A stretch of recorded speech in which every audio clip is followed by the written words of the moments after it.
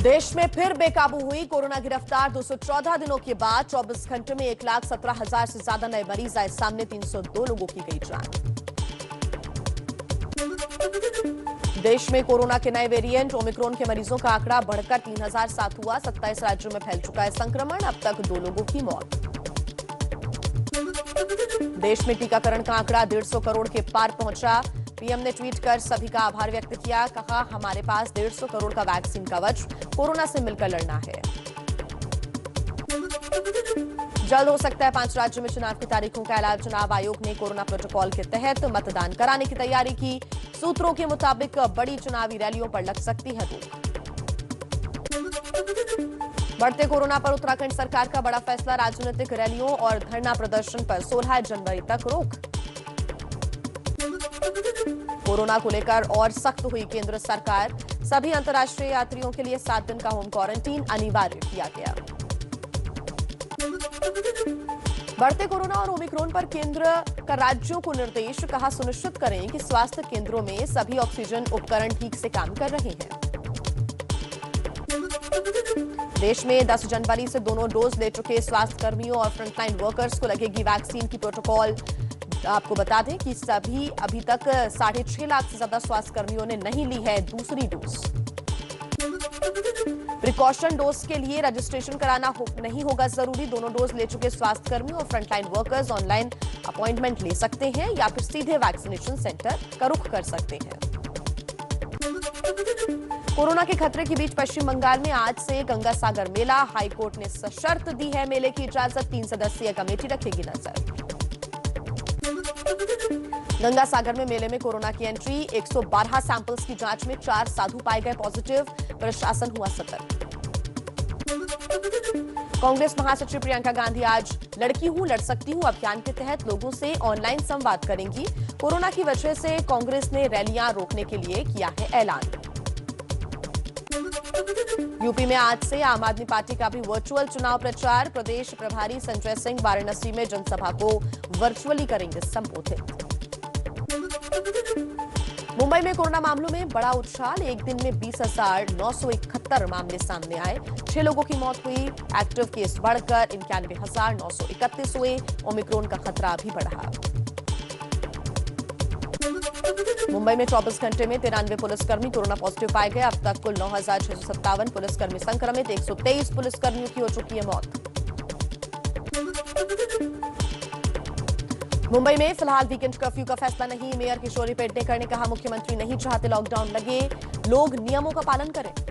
आज भी हमारे मुख्यमंत्री माननीय उद्धव जी बाला साहब ठाकरे कह रहे कि हमें लॉकडाउन नहीं चाहिए।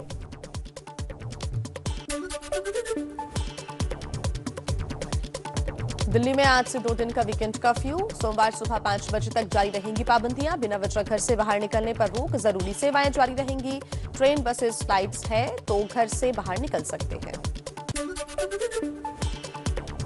दिल्ली में कोरोना के बढ़ते मामलों पर डीडीएमए ने सोमवार को फिर बुलाई बैठक। पाबंदियां बढ़ाने पर हो सकता है फैसला। दिल्ली में तेजी से फैल रहा कोरोना संक्रमण। 24 घंटे में रिकॉर्ड 17,335 नए मरीज मिले। 9 लोगों की मौत हुई। एक्टिव केस संक्रमण दर बढ़कर 17.73% हुई।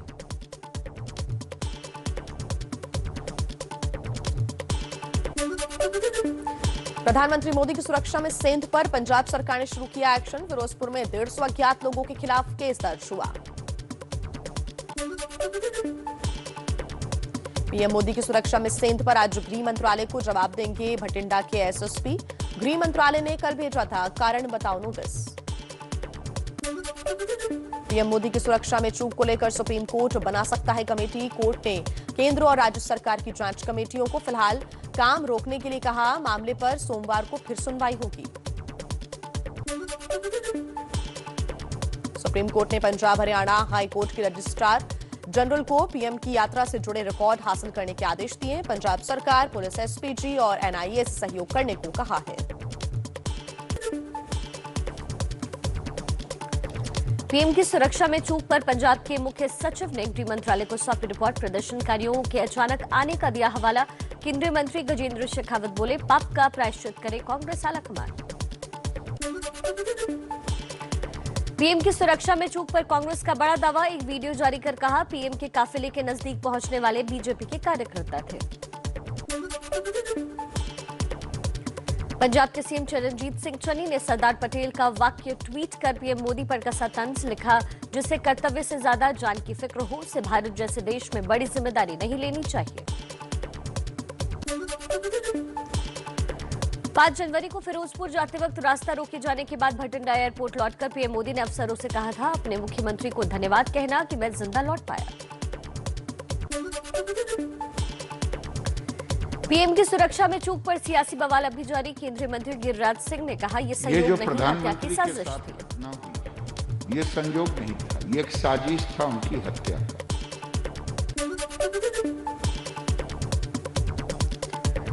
पीएम की सुरक्षा चूक को पंजाब कांग्रेस अध्यक्ष नवजोत सिंह सिद्धू ने ड्रामा बताया। कहा, पंजाब को बदनाम कर रहे हैं पीएम। उनमें से एक भी आदमी ऐसा नहीं होगा पंजाब में जिससे आपको जान का खतरा हो। ये बदनाम करके आप दूसरे स्टेट्स में इलेक्शन लड़ना चाहते हैं। नागपुर में आरएसएस मुख्यालय और आसपास के इलाकों के आतंकी संगठन जैश ए मोहम्मद के आतंकी ने की रेकी। चांद चौबंद की गई सुरक्षा। जैश ए मोहम्मद चंडीगढ़ नगर निगम के मेयर, सीनियर डिप्टी मेयर और डिप्टी मेयर का चुनाव आज सुबह 11 बजे निगम हाउस में होगी वोटिंग। आप और बीजेपी ने 3 पदों के लिए खड़े किए हैं उम्मीदवार। दोनों दलों को क्रॉस वोटिंग का डर। यूपी के उन्नाव में बीजेपी विधायक पंकज गुप्ता को किसान नेता ने मंच पर मारा थप्पड़। आवारा जानवरों की दिक्कत से परेशान था किसान।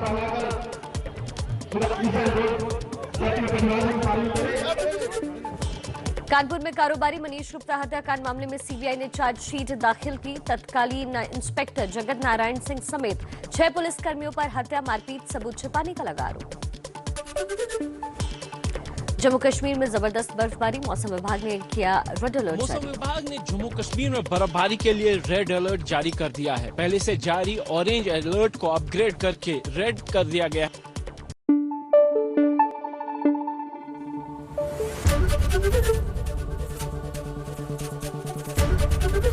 एबीपी न्यूज आपको रखे आगे।